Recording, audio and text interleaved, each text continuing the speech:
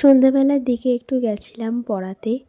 আর পড়িয়ে বাড়ি এসে আমি আগে জামাকাপড় পাল্টে গোপুসোনাকে একটু সেবা দিয়ে নিলাম। আর এরপর চলে গেছিলাম সামনে দিদির বাড়ি। আর সেখানে গিয়ে দেখলাম দিদিরা মিলে রান্না করছে। আর আমি আর আমার বোনও গেছিলাম। তো এখানে এতদিন ওরা এসেছে শ্বশুরবাড়ি থেকে।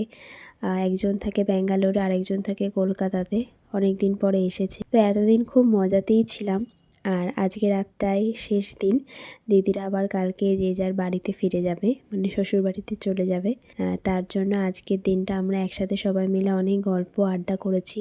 দিদিরা এত কাছের, মানে দিদিরা সব কিছুতে আমাকে ডাকে। যখনই আসুক আমরা সবাই একসাথে হই। আমরা একসাথে পিকনিকও করেছি, শীতের শুরুতেই আমরা পিকনিক করেছি, আরও নানান রকমের মজা করেছি। দুজন দিদি থাকলে আর কাউকে লাগে না, এরকম এতটাই বন্ধুত্বপূর্ণ সম্পর্ক আমাদের মধ্যে। আর যেহেতু দিদিরা কালকে চলে যাবে, ওর জন্য মনটাও খারাপ।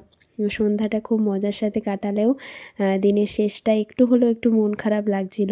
কালকে থেকে সন্ধ্যাবেলায় আর দেখা হবে না, একটু গল্পগুজব হবে না। কিছু করার নেই, সবাইকে সবার কাজে ফিরতে হয়, বাড়ি যেতে তো হবেই। আজকের ভিডিওটা এখানেই শেষ করছি, আবারও দেখা হবে পরের ভিডিওতে।